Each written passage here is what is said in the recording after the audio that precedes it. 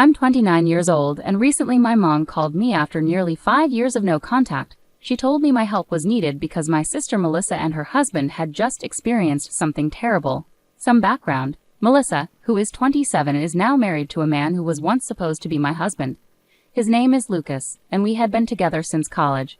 Lucas proposed to me after almost 5 years of dating, and he threw a surprise party for us on the night of our engagement. I was overjoyed until around 11 p.m., when I went into the backyard for better phone reception and caught Lucas and Melissa kissing passionately. They were so into each other that at first, they didn't even notice me standing there in shock. I couldn't believe Lucas would betray me like that after almost 5 years together, especially on our engagement night. When they finally noticed me, they quickly pulled apart, but the damage was done. I ran to my car, drove to the nearest hotel, and tried to process what I had seen. Then Melissa texted me, apologizing but saying she loved Lucas, and that this had been going on for a long time. I was in my hotel room when I got that text, and it broke me down completely. Shortly after Melissa, Lucas texted me with a similar message. He admitted he only proposed to me hoping it would help him forget Melissa, but it didn't work. He said their love was undeniable and he saw me as a temporary distraction. It was devastating to hear. I stayed in the hotel for a few days, trying to gather myself and convince myself it was all a bad dream. After almost 4 days, I went home because I needed to sort things out and get back to work. When I returned, I found out my family had been living with Lucas the whole time, waiting for me. It would have been heartwarming if not for the circumstances of my departure. Everyone had tried to reach out to me while I was gone, but I hadn't responded to anyone. So when I finally showed up, it was chaos. Everyone greeted me warmly when I returned home, even Melissa. She hugged me tearfully, but I was too overwhelmed to react.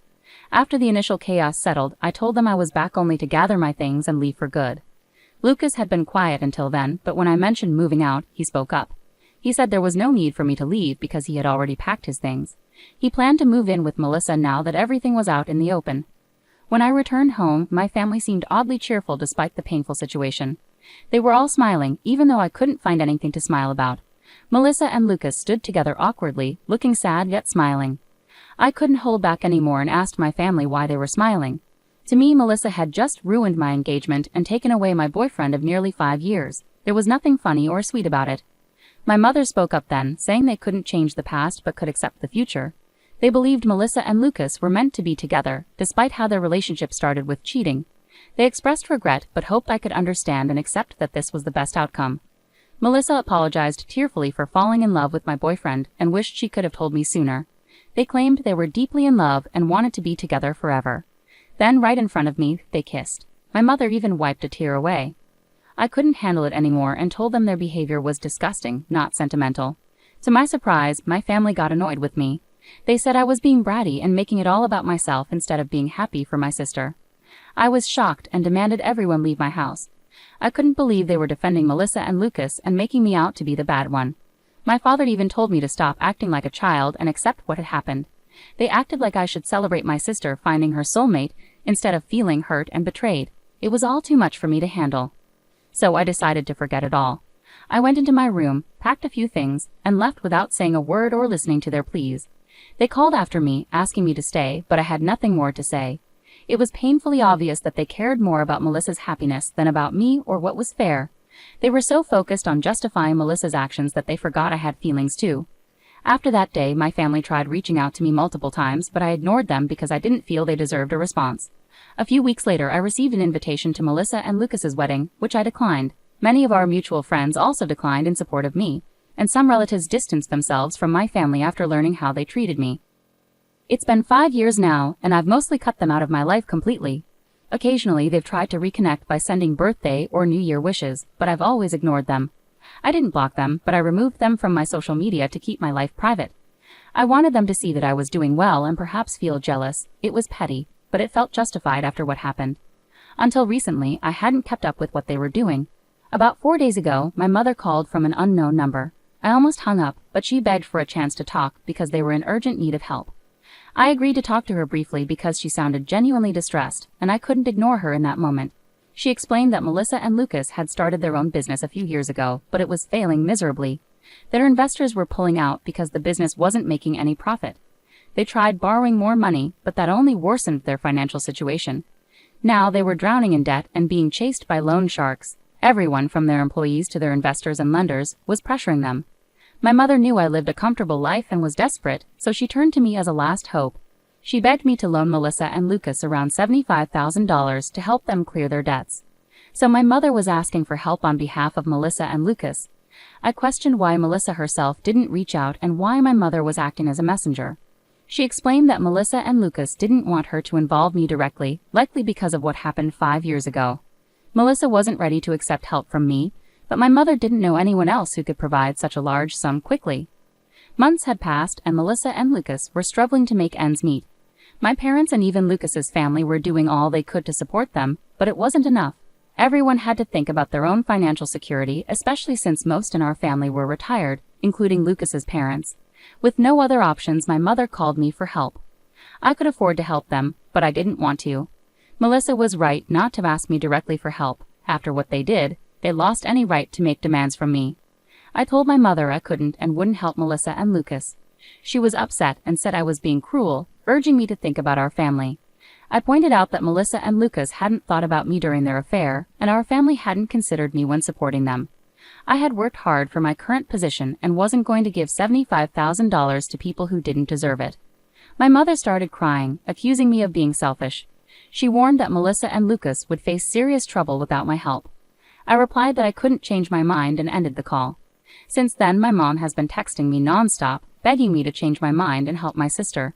She says I shouldn't seek revenge and that Melissa's situation is dire.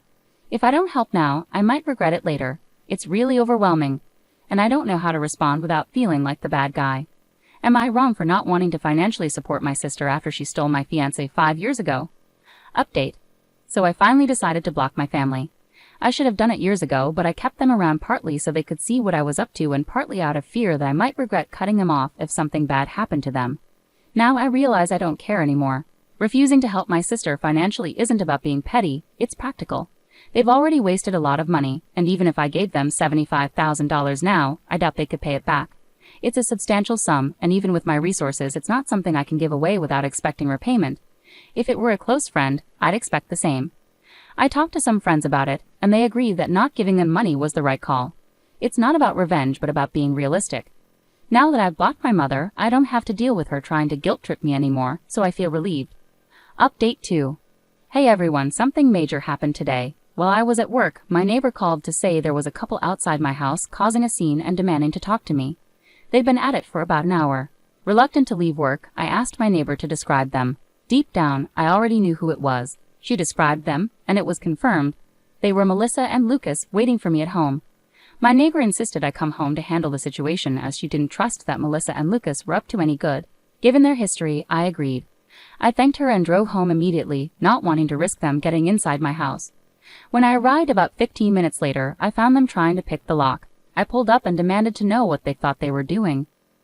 I attempted to call the police, but Lucas quickly knocked the phone out of my hand. Melissa approached and claimed they just wanted to talk and weren't there to take anything, at least not at that moment. I told them to speak quickly and made it clear they wouldn't be coming inside. They agreed to talk in the yard, which was a relief since inviting them in didn't seem safe given their apparent hostility. I told them to make it quick and that they shouldn't expect me to invite them inside. They agreed to talk in the yard, which was a relief given their hostility. Melissa began by saying my mother had informed her about our phone call and how I had ignored their texts and blocked them all. She accused me of being unfair, saying it had been 5 years and I should be over it by now. She claimed I was acting out for attention and said she felt insulted by my refusal to help them. That's why she was there to talk. Melissa explained that she had managed to get the money for now by selling their house and jewelry, but there was a strong chance she might need more in the future. She wanted to ensure she could rely on me for help if needed. I told her that no, she couldn't count on me for anything because I hated her and her husband with a passion. I was so angry that I said it was taking a lot of restraint not to hit her, so they should leave. Lucas then demanded I sign a document promising to give them money in the future. I told them they were insane if they thought they could manipulate me into signing anything under pressure. I demanded they get out, but Melissa pushed me and said I owed them because they were family. I was shocked and nearly slapped her but controlled myself, knowing violence would only make things worse. Instead, I grabbed my phone from the ground, got into my car, and drove off quickly. Since I had left the engine running, it didn't take long to get a head start. They didn't chase me on foot but stayed at my house, which was unfortunate.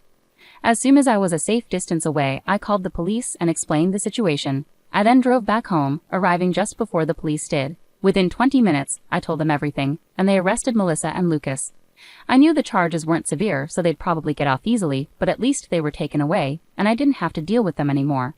It's been a few hours and I haven't heard from anyone in my family. I expected at least one of them to try contacting me from a different number, but they haven't.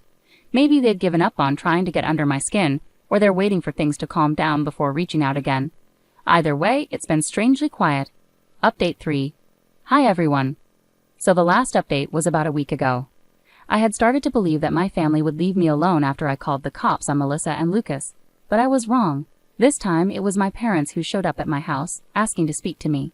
This happened yesterday and they seemed a lot less arrogant than Melissa and Lucas, so I let them in. As soon as my mother entered the house, she started crying and apologized for taking Melissa's side over mine. My father explained that after they learned about Melissa and Lucas getting arrested and physically pushing me, they couldn't look at them the same way and decided to cut them off.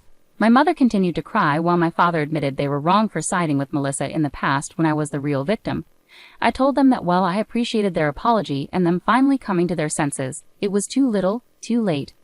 I was now used to living my life on my own terms and didn't want to go back to putting my family before myself.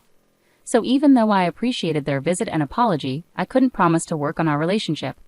I felt there was no point in trying to salvage something that was already ruined, even if it was with my parents. They tried to convince me that we could fix things if we wanted to, but that was the problem. I didn't want to anymore. I just wanted to be by myself. I told them I respected their efforts, but I was done. They seemed a bit disappointed, but eventually they left and asked if I could at least unblock them so we could keep in touch. I have unblocked my parents, which feels weird, but that's it.